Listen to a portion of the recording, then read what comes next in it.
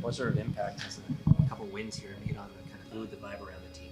That's been great. I mean, I think that's kind of what you're looking for, just kind of building that momentum, building that confidence, and you don't want to get too ahead of yourself, but you just want to continue building as a team. And we got a great opportunity tomorrow to end the road trip on the right note.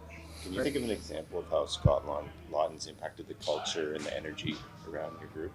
I can think of plenty of examples. I just think he's an incredible teammate, an incredible person, and I think the impact he's got both on the ice and off it are incredibly valuable to the team. And just like you said, the energy that he brings, he makes everybody smile, everybody laugh, and he's a guy that you love to have on your team out there because he's a competitor as well. So it's been great to have him back in the lineup and just have him around because he's always kind of the guy that's just bringing up the vibes and the energy. Pretty long road trip for your group, but yet it seems from the outside that you've kind of gotten better as this thing's gone along. How do you like the way the group has handled the energy, and it doesn't really seem as though fatigue on this long one has really been a factor?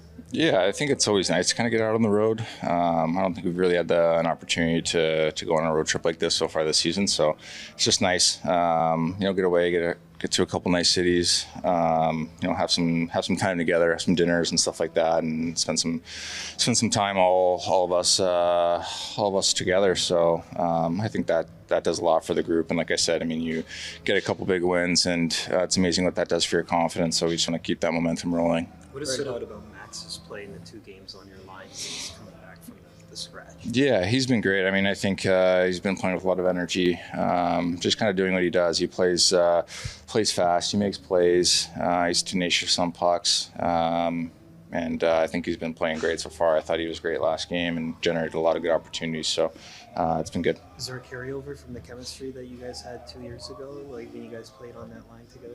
Yeah, definitely. I think we spent a lot of time together off the ice, so I just think that can translate on the ice as well. And I think we understand the spots and areas that we like to be in, and just trying to look for each other and knowing where Nyezy's going to be, and just trying to gel all 3 of us, all 5 guys on the ice, and do what you can to create open looks for one another. You know him pretty well. Did the scratch, did you sense light a fire under him, or what did you make of how he handled that?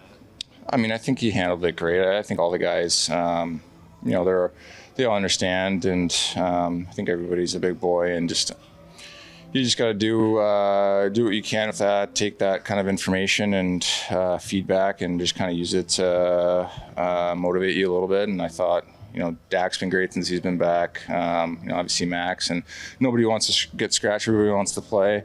We're fortunate to have a lot of guys, that can play all throughout the lineup. So sometimes, mixing things up can obviously help, or can light a spark. And I thought the guys have handled it really well. everybody's team first, and whatever helps the team. And whether you're in the lineup or not, doing whatever you can to help out. I was undecided about whether to stick with the 5-4 look on the power play moving forward. If it does go back to that, what's kind of the key to making sure you don't give up the counter strikes?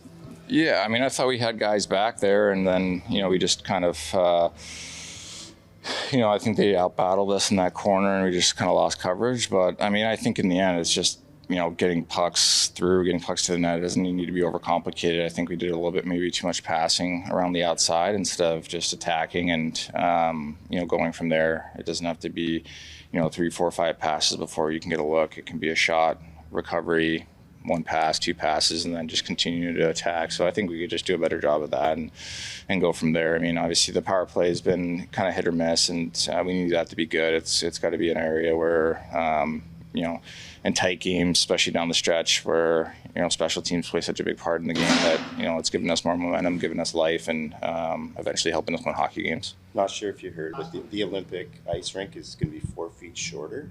Did you hear about that? I did hear about that. How do you imagine that would impact the game? I don't know. Just hoping it gets ready on time, to be honest.